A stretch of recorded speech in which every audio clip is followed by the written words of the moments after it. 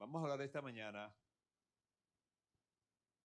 este es un tema, estoy haciendo una serie de sermones con este mismo título, propósito, procesos y momentos de Dios en la vida de José. En este caso es de José. Propósitos, procesos y momentos en la vida de José. Y quiero que usted se ubique en este sermón, porque usted no está aquí por casualidad. Hay un propósito de Dios para su vida. Ese propósito va a pasar por procesos y va a pasar por momentos. Vamos a leer en el libro de Génesis capítulo 37 del 2 al 4. Génesis 37 del 2 al 4. Estas fueron las generaciones de Jacob. José, siendo de edad de 17 años, apacentaba las ovejas con sus hermanos.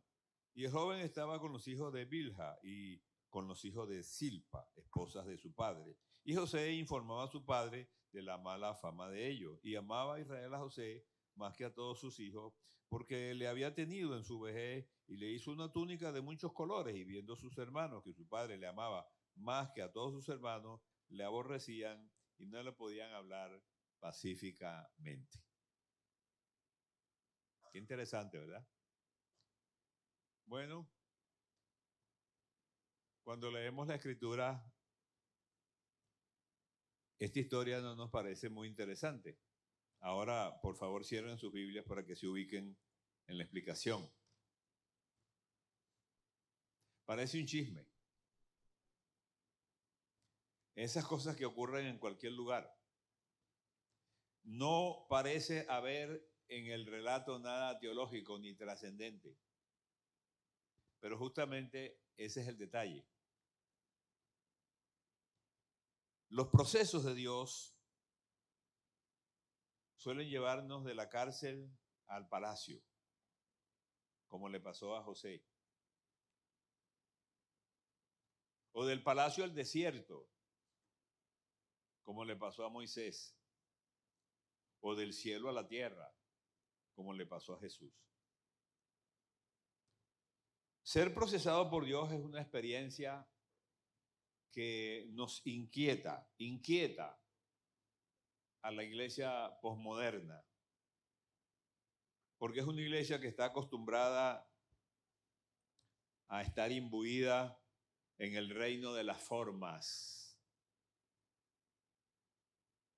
que hemos pretendido como iglesia valorar la ocurrencia de las cosas a contrapelo de la opinión de Dios.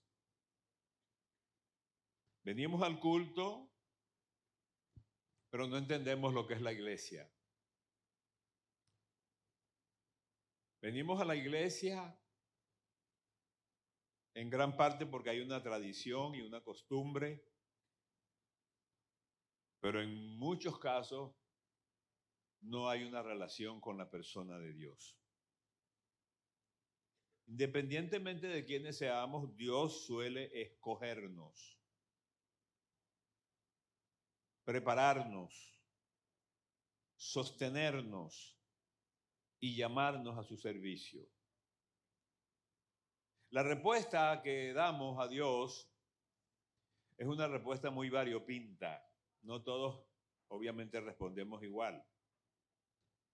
La respuesta que damos a Dios se va a mover desde la aceptación piadosa de Abraham hasta la negación insolente de Jonás.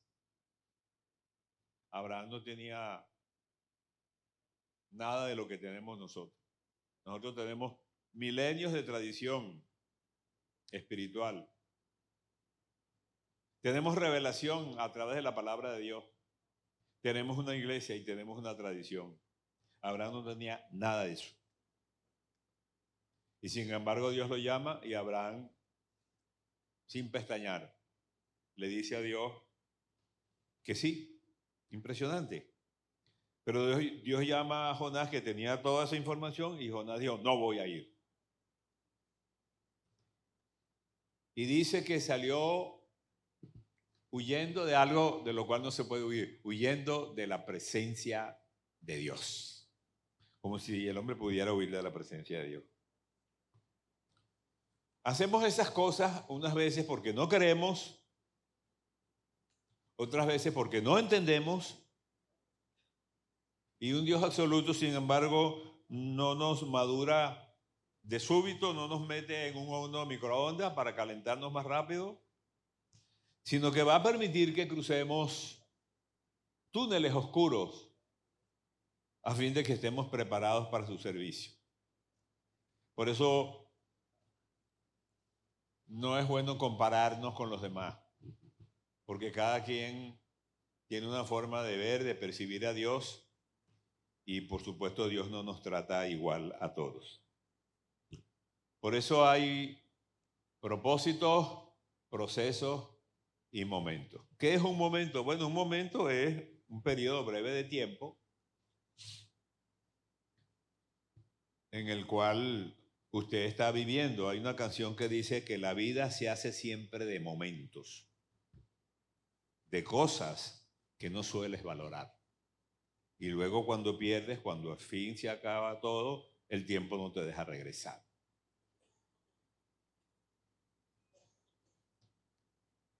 Son los momentos de nuestra vida que pasan y cuando miramos hacia atrás, nos recordamos de cuando teníamos 40, cuando teníamos 50, cuando teníamos 25, cuando teníamos 15.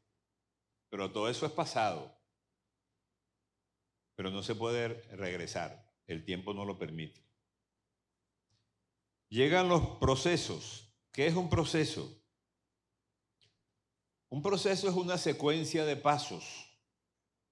Es una etapa mediante la cual Dios te moldea, te forma y te capacita para ver su gloria.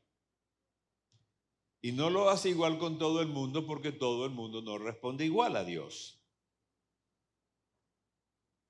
¿Un propósito qué es? Es una determinación firme de parte de Dios de hacer algo contigo. Vas a sentir anhelos, deseos, sueños, pretensiones, empeños, designios, proyectos, propósito. Eso es propósito. Dios quiere que tú llegues a hacer lo que Él quiere. Pero generalmente no lo hace milagrosamente, sino que te deja que la vida te moldee. La historia de José, el centro de nuestro sermón esta mañana, es bien interesante. Porque es un muchacho que tiene 17 años. Es un hijo de familia, nada del otro mundo. Es el menor hijo de Jacob. Es el preferido porque es el menor. El padre lo tiene consentido. Le pone una túnica de colores. Y eso, por supuesto, le molesta a los hermanos. Los hermanos empiezan a tener la envidia. Para colmo, este muchacho empieza a contar de una manera inocente unos sueños raros que él tenía. Que veía que el sol y la luna se inclinaban ante él. Y los muchachos, los hermanos decían, pero bueno, ¿y qué le pasa a este? Esa soñadera, sueños de grandeza. Hasta el papá una vez le dijo, pero bueno, ¿qué es lo que te pasa a ti con esos sueños? ¿Es que acaso tú crees que yo y tu madre y tus hermanos vamos a venir a inclinarnos delante de ti? Tranquilo, papá, no te preocupes. Esos son sueños. Yo lo que estoy es soñando. No te angusties por eso. La gente no tiene culpa de soñar. Y la gente tampoco decide lo que va a soñar. Los sueños se meten, ¿verdad?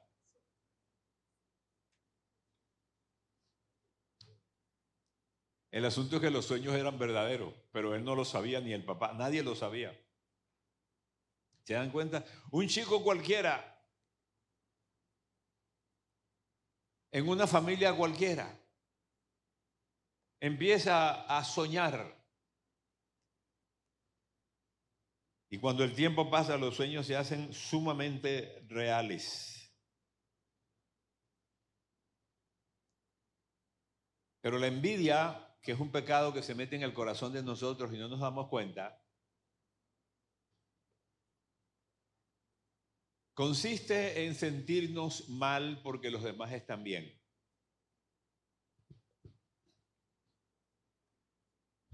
Y en vez de nosotros tratar de aprender de los que están mejor que nosotros, lo que tratamos es de hacerles la vida imposible. Bueno, la envidia es un pecado muy universal, muy evangélico, muy metido en la iglesia.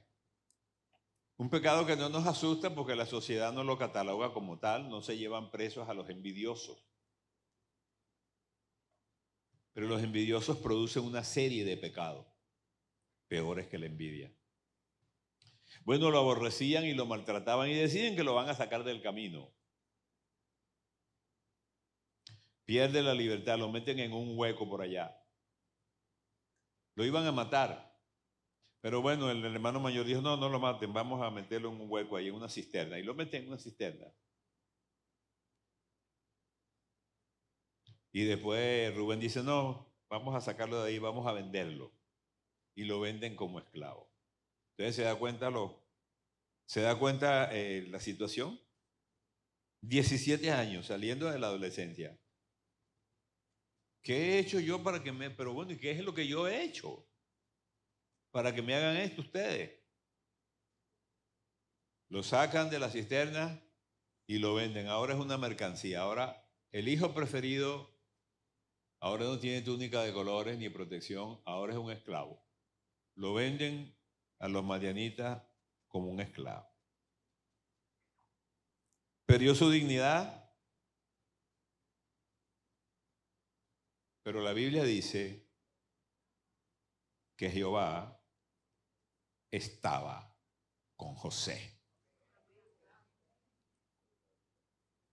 Claro, uno lo lee después de miles de años y uno dice amén, pero José no dijo amén. No dijo amén porque él no sabía que Dios estaba con él. Nosotros leemos la historia bíblica miles de años después que sucedió el evento y nos gozamos, pero el que estaba viviendo la historia no se estaba gozando. Me llama la atención porque la Biblia lo dice con mucho cuidado. Y Jehová estaba con José. Y la pregunta que se tiene que abotonar en la mente de quien lee, y si estaba con José, ¿por qué le está pasando eso? Esa es la buena pregunta. La pregunta es que le está pasando eso porque él está viviendo un proceso. Porque no todos son tratados igual, porque la situación es distinta.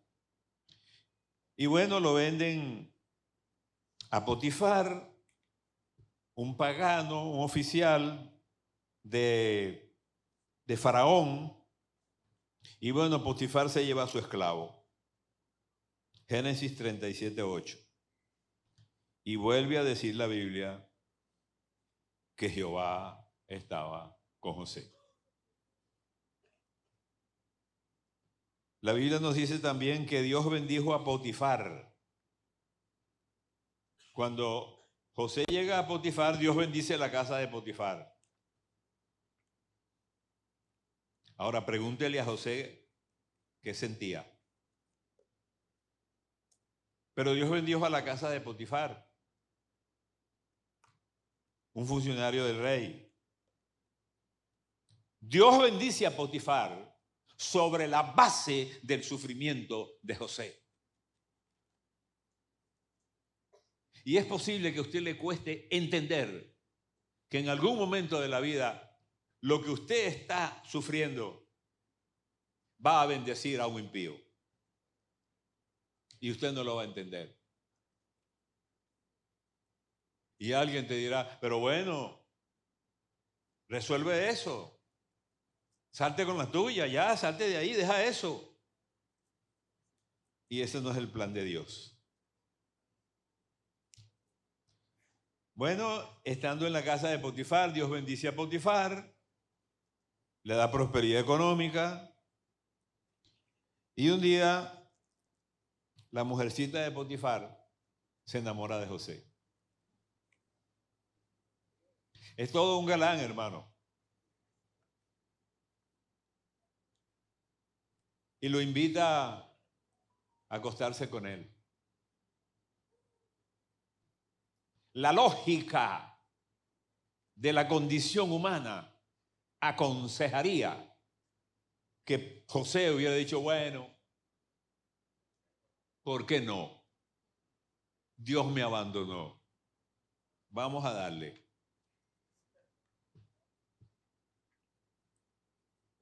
Y surge aquí, y no lo sabemos, no lo sabíamos, porque la Biblia no nos narra la vida de este muchacho. No podemos medir sus convicciones, sino cuando la vida lo aprieta por el cuello moralmente y él tiene que tener una respuesta. Y le dice a la mujer, no.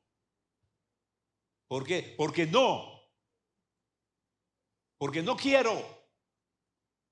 Porque tengo principios. Porque amo al Dios de Israel. Porque no puedo hacerla contigo. Porque lo único que el dueño de esta casa puso aparte para que no lo tocara, eres tú, porque eres su mujer. No voy a pecar contra Dios y no voy a defraudar a mi amo. Y la mujer insistía, porque no fue una sola vez. Y la Biblia dice, léalo, Génesis 39, 12 y 13, y Jehová estaba con José. Salió corriendo, le dejó la ropa. Y entonces la señora de la casa le dice al esposo que ese esclavo que trajiste me quiso faltar el respeto. ¿Se da cuenta? Es cuando usted se da cuenta de que todo el mundo está en contra de usted y están diciendo cosas que no son y usted no lo puede probar. Y usted trata quizás de hacer algo para que la gente cambie de opinión y la gente no va a cambiar de opinión. Todo el mundo está en contra de ti. Y lo meten en la cárcel, porque es la opinión de la señora contra la opinión de un esclavo, por Dios. Y lo meten en la cárcel. Y cuando lo meten en la cárcel, la Biblia dice que Jehová estaba con José. Wow. En la cárcel. Jehová estaba con José, pero él no lo sabía y tampoco lo sentía. Los cristianos tenemos que aprender que hay una diferencia entre la realidad y las emociones. Las emociones son traicioneras. Lo que usted siente necesariamente no tiene que ser la verdad. Usted lee los salmos y se va a encontrar con que los salmistas en algunos momentos no sintieron lo que querían sentir. Usted estudia a los profetas escritores, a los profetas menores, a los profetas mayores, a los profetas anónimos, y se va a encontrar que en muchas ocasiones no sintieron la presencia de Dios. Cristo lo explicó de una manera muy elegante. En el mundo tendréis aflicciones, pero confía, yo he vencido al mundo. A veces la fe no aparece. Lo que aparece es la angustia, la desolación. Esa es la emoción. La emoción es mi percepción de la realidad, pero es mi percepción, pero la realidad espiritual es otra. Por eso Cristo dice, aunque sientan angustia, yo estoy ahí en la angustia. O sea, yo tengo el control. ¿Qué pasa, hermanos queridos? Cuando Dios está con nosotros y no lo sabemos o no lo sentimos. Es muy importante estar bien claro que pase lo que pase, Dios estará y está siempre con nosotros. ¿Cómo alguien como José puede sobreponerse a esa tragedia? Su vida es un semillero de dolor, de amargura, de depresión, de rebeldía, de desencanto.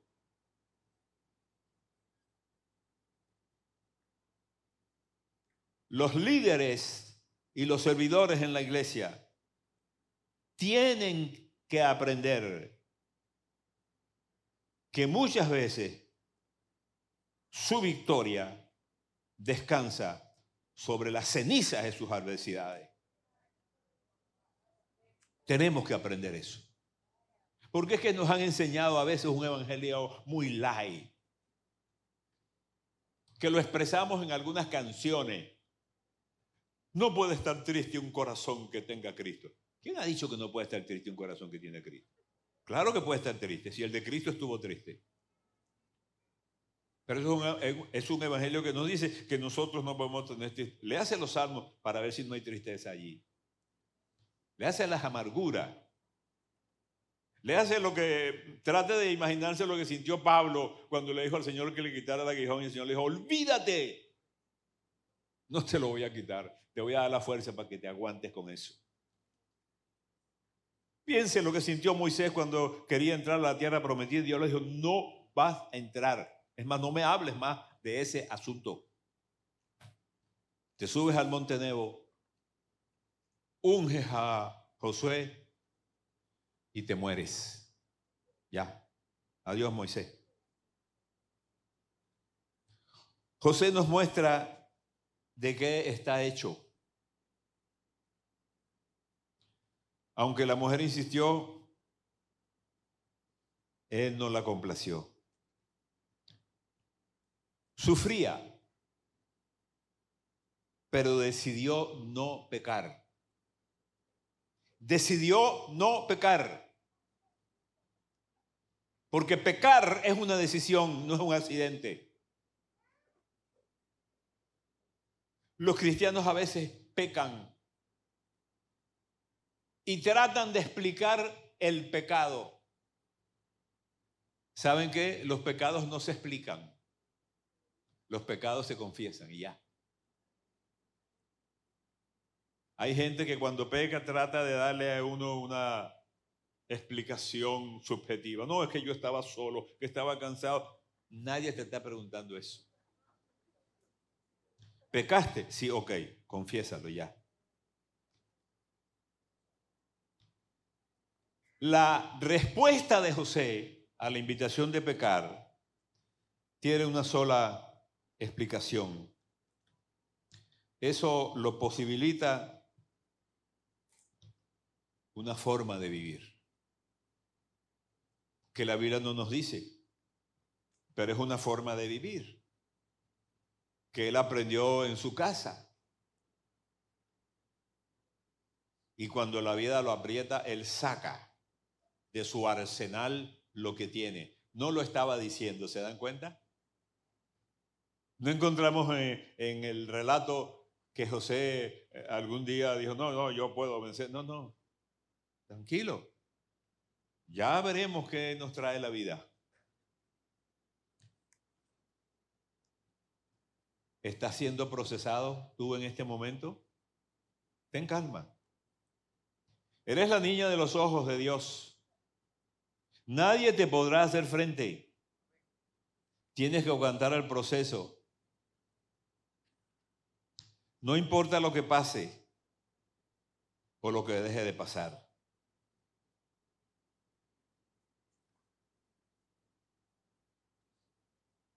Lo meten en la cárcel.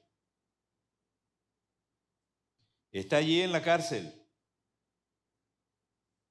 José, un hombre inocente. Y estando en la cárcel, Dios le da gracia para que le revele el sueño a dos presos. Un día los ve tristes y le dice, ¿qué les pasa a ustedes que están tristes? No, nos pasó esto y esto y esto. Ah, bueno, yo le voy a decir qué es lo que le va a pasar a ustedes. Dios me reveló.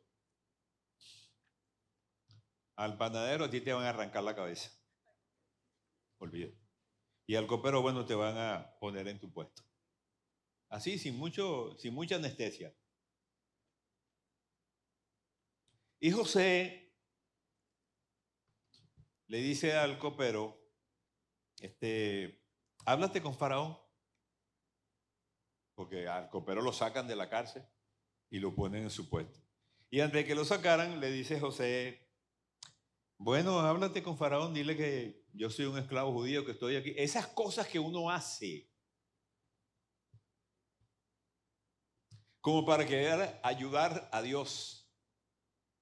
Es decir, son los esfuerzos humanos que nosotros hacemos para salir de la crisis. Pero el proceso de Dios no tiene eso en su programa. Y la Biblia dice que el copero se olvidó de José. Malagradecido, ¿no? Y pasaron 2 años. El sufrimiento es una plataforma para desplegar el poder de Dios. Dios va a usar la tribulación como un proceso con propósito para nuestras vidas. Él jamás desperdicia nuestro sufrimiento. Todo dolor que permite lo empleará como un proceso con propósito. Usted ve las historias de las iglesias y a veces ve a un líder muy exitoso, pero han pasado muchos años y a nosotros nos encanta la gloria, pero toda gloria tiene una historia. Y las historias de las glorias no son gloriosas. Pasa el tiempo y llega el momento en que la persona es elevada y todo el mundo le rinde pleitesía. Pero los que no han vivido procesos delante de Dios creen que eso se lo sacó, que eso fue un premio de la lotería, no. Fue un proceso de muchos años. Hay un propósito bíblico en el dolor y es nuestro crecimiento. Es lo que nos habla Santiago. José pidió ayuda, pero el copero no era el camino de su liberación. Por fin lo sacaron apresuradamente, porque bueno, se le llegó un sueño al faraón y nadie lo podía interpretar. Y entonces el copero dijo, yo me acuerdo que por allá cuando yo estaba preso había un muchacho, tráiganlo. Han pasado 13 años, hermanos queridos. Es bien interesante, porque pasan 13 años después de los 17. Los primeros 17 años de la vida son felices en su casa. Los próximos 13 son una tortura. Y parece que llueve tras la lluvia. Parece que Dios no aparece en el panorama de José, pero un día lo mandan a llamar. Ajá, y le echan el cuento, el sueño. Y José magistralmente le dice, sueño significa esto y esto y esto. 7 años de hambre, 7 años de abundancia, en fin. Y Faraón se queda, wow. Y de súbito, un preso se convierte en gobernante. Interpretó el sueño de Faraón. Lo sacaron apresuradamente de la cárcel para llevarlo ante el rey, pero no se robó la gloria de Dios. Ojo con eso. Dios nos va a bendecir. Dios nos va a usar. Dios nos va a dar talentos. Esos talentos nos los va a dar Dios para bendecir a la gente de diferentes formas. Como pastor, como predicador, como empresario, como gobernante, como un político. que tiene vocación de servicio, como un sirviente, como una persona que no sabe leer, pero predica en la calle. Y usted lo oye predicando y dice, oye, pero le falta un poquito de homilética al sermón. Y el Espíritu Santo no necesita la homilética. El Espíritu Santo lleva una palabra que sale torpe de los labios de esa persona, de ese creyente, que no sabe mucho teología, pero el Espíritu Santo la usa para quebrantar un corazón. Ay, esa persona nunca va a saber eso sino cuando llegue al cielo. José no se robó la gloria de Dios. José no le dijo a Faraón, bueno, es que yo estoy acostumbrado a esto, yo interpreto sueños. No está en mí, dijo José. Tremendo. O sea, no depende de mí. Dios será quien dé respuesta a Faraón. Bueno, interpretó el sueño y fue gobernador de Egipto. Cuando pases por las aguas, yo estaré contigo. Y si por los ríos pasares, ellos no te cubrirán. Cuando pases por el fuego, no te quemarás, ni la llama te abrazará. Tremenda promesa. Es que nos cuesta entender el presente. Pero es que el presente que estoy viviendo forma parte del proceso, porque forma parte del propósito, porque el presente solo es un momento. 17 años cuando salió de su casa. Dios sabía cuál era el futuro de José. Pero 17 años no es la edad para ser gobernador de una nación. No hay la madurez ni la textura intelectual de vida a los 17 años. No se puede ser el virrey de una nación en crisis a los 17 años. Y por eso pasan 13. Lo nombran gobernador. Es el segundo después de Faraón y comienza a administrar la hacienda de los faraones. Y se cumple todo, absolutamente todo lo que dijo José en el sueño. Impresionante. Su prueba duró 13 años. Muere a los 110 años. O sea, la ecuación nos dice que pasó 17 años en su casa, 13 años de angustia y 97 años de gloria.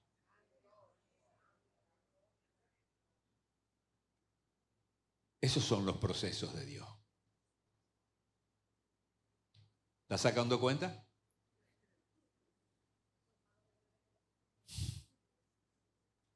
¿Estás viviendo un proceso?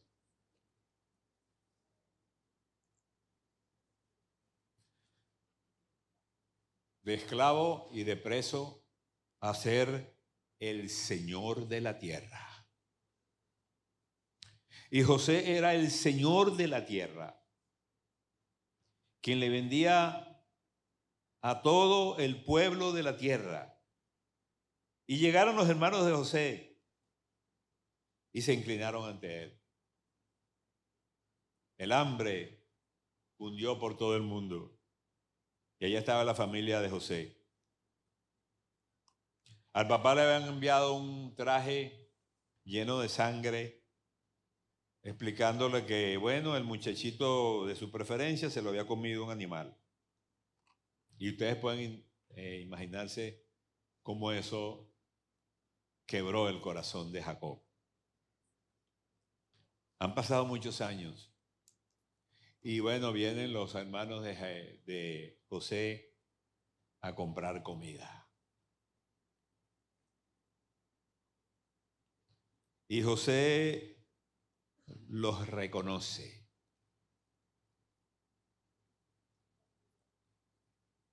Y cuando eso ocurre, hay la tentación de pasar factura. Ah, qué bueno, me llegó mi tiempo, les llegó la hora. Vengan acá.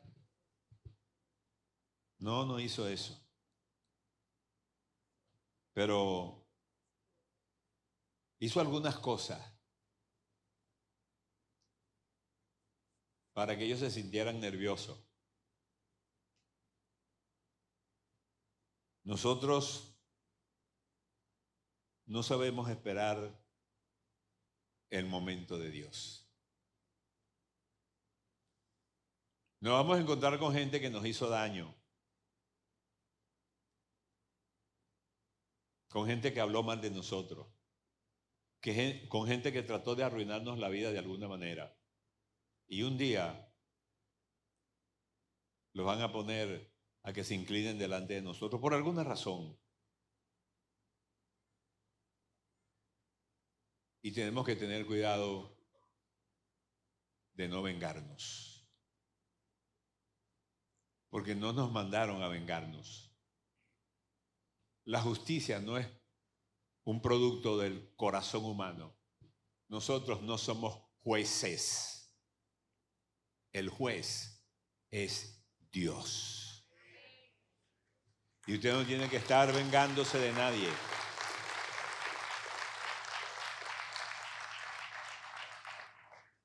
El propósito de Dios es más importante. Y le dice, bueno, los manda, ¿se acuerdan? Le pone la copa allí dentro del alimento, después, sí, les hace una jugada. Manda a buscar a Benjamín. En fin, llega el momento entonces en que José les dice, yo soy José. Ustedes pueden imaginarse lo que pensaron estos muchachos, ya hombre, cuando el Señor de la tierra, con todo el poder, le dice, yo soy José. Como quien dice, ¿se acuerdan? ¿Se acuerdan de mí? Yo soy José. Sí, aquel que ustedes metieron en el hueco. Yo soy. Ajá, ¿y qué tal? ¿No? Por supuesto, ellos se asustaron. Y empezaron a razonar. Y miren lo que le dice a José. No se entristezcan, ni les pese el haberme vendido aquí, pues para preservar vidas me envió Dios delante de ustedes. ¿Escucharon eso? Son las palabras de un hombre todavía muy joven, de 30 años, que lo que está haciendo aquí es analizar la teología de su propia historia. Señores, a mí no me mandaron a vengarme de nadie. Yo sé, ustedes me hicieron eso. Pero el Dios que me metió 13 años, que permitió que yo pasara 13 años en este infierno, lo permitió para que Israel no muriera de hambre. No es cualquier cosa lo que está diciendo José. José está diciendo, el pueblo de Israel, que es el pueblo de Dios, el pueblo de Israel, que es el pueblo escogido, y que no es escogido porque es mejor que otro, sino que es escogido porque Dios lo escogió y ya. Y lo escogió, ¿por qué? No por las condiciones intrínsecas de Israel. Pudo haber escogido a los chinos, a los rusos, a los dominicanos. Escogió a Israel, que no era ni siquiera un pueblo, porque no tenía una nacionalidad. nace de Abraham, que no tenía ninguna relación con lo espiritual. Porque de ese pueblo iba a nacer el Mesías, el Salvador de la humanidad. Y nosotros, la iglesia gentil, que estamos aquí esta mañana adorando al Señor y caminando hacia el reino de los cielos, somos la consecuencia salvífica de ese muchacho que estuvo 13 años sufriendo. Para que ese pueblo pudiera vivir, para que no muriera de hambre y para que el Mesías pudiera venir a salvar a toda la humanidad. O sea, lo que se está jugando ahí en la vida de José no es únicamente el hambre de su familia y el hambre de Israel, sino la salvación de toda la humanidad. ¿Por qué? Porque el Dios que tiene el propósito de salvar al hombre se enfrenta con Satanás, que odia al hombre y que lo quiere destruir. Hermanos queridos, Dios no está experimentando contigo. Dios no experimenta con nosotros. Tus situaciones difíciles forman parte de la escuela del aprendizaje en la que Dios tiene absoluto control. La gente a veces me pregunta, ¿y cuándo saldré de esto? Y a veces Dios quiere que no salgan. Dios no quiere que salgan, porque si salen se van a perder. Dios no nos trata igual, porque nosotros no tratamos igual a Dios. Dios le dio a unos 5 talentos, a otros le dio 2, a otro le dio 1. ¿Por qué? Bueno, pregúntele a Dios. Aquellos a quienes les dio 5 talentos van a tener que responder por 5, porque Dios no es loco. Si Dios te dio 5 talentos es porque tú tienes con qué responder. Si te dio un talento, tranquilo. No te pongas a pelear con Dios. Pero le vas a tener que dar 100% de ese talento. No es culpa de Dios de que tú tengas esa capacidad de responder que no la tiene otro. Hay gente que Dios lo llama y aquí vamos. Dios llamó a Abraham y Abraham no puso objeciones, pero llamó a Moisés y Moisés se puso difícil. No, yo no sé hablar. ¿Y a nombre de quién voy a hablar? ¿Y qué les voy a decir cuando? Difícil. Y cuando le puso 5 objeciones al llamamiento de Dios, la Biblia dice que Dios se enojó con Moisés. Ya. Que yo no sé hablar. Ahí está Aarón. Y la lógica era, bueno, ¿por qué no mandas a Aarón? No, porque te estoy mandando a ti. Te estoy mandando a ti. Aarón va a ser tu interlocutor. Tú eres el protagonista. Aarón va a ser el deuteragonista, el segundo a bordo. Número 1 y número 2. ¿Por qué? Porque Dios conoce a Aarón y conoce a Moisés desde antes de la fundación del mundo. No es por capricho de Dios.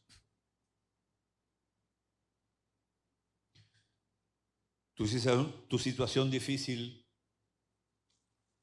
no es otra cosa que una escuela de aprendizaje en la cual Dios te inscribió. Y si sientes dolor, dile, Señor, me duele, pero yo sé que tú estás conmigo. El tiempo, mis queridos hermanos, es una variable que no ocupa espacio en la mente de Dios. Nuestro Dios es absoluto. El Salmo 138 nos dice, Jehová cumplirá su propósito en ti. Ponte de pie, por favor. Inclina tu rostro.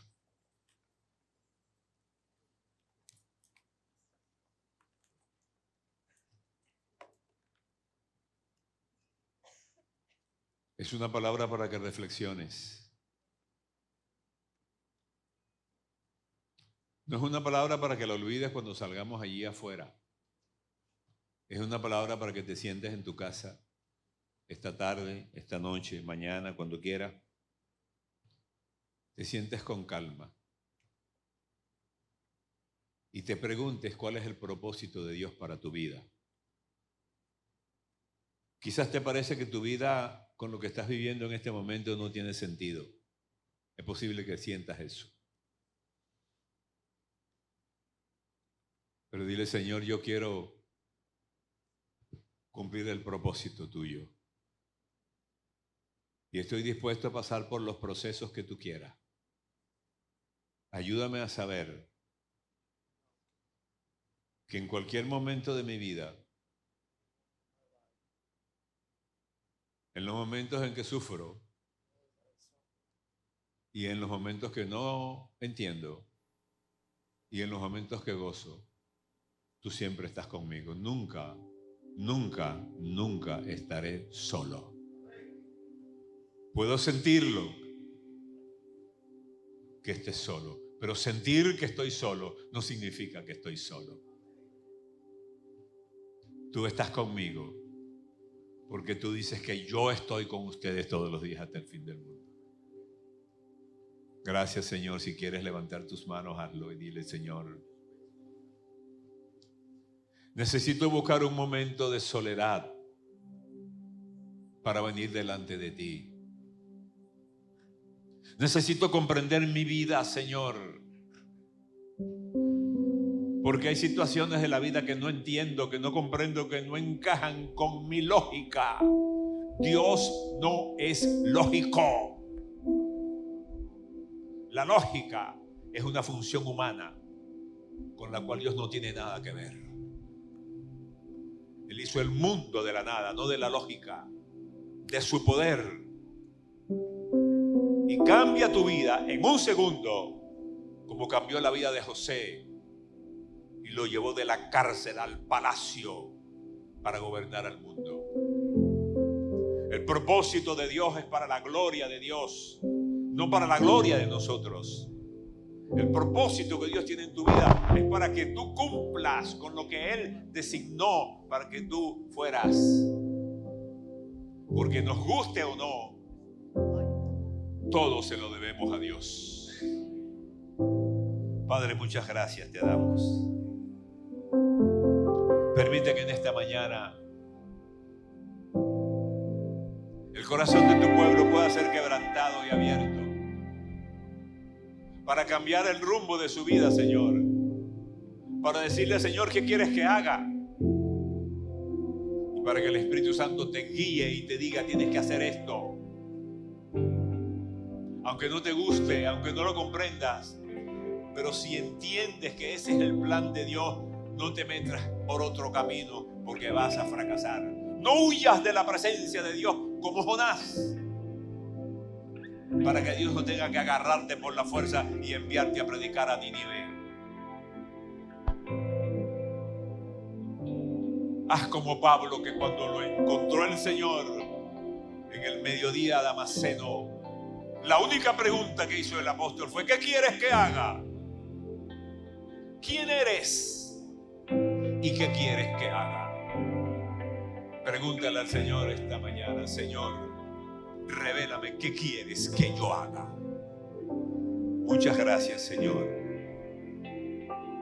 Recibe toda la gloria, toda la honra, toda la alabanza y toda la adoración. Enséñanos a entender el propósito, los procesos y el momento en que estoy viviendo para hacer tu voluntad. Recibe toda la gloria, toda la alabanza y toda la adoración. Que Jehová te bendiga y te guarde. Que Jehová haga resplandecer su rostro sobre ti y tenga de ti misericordia. Que Dios alce a ti su rostro y ponga en ti paz. Dios los bendiga, hermano. Amén.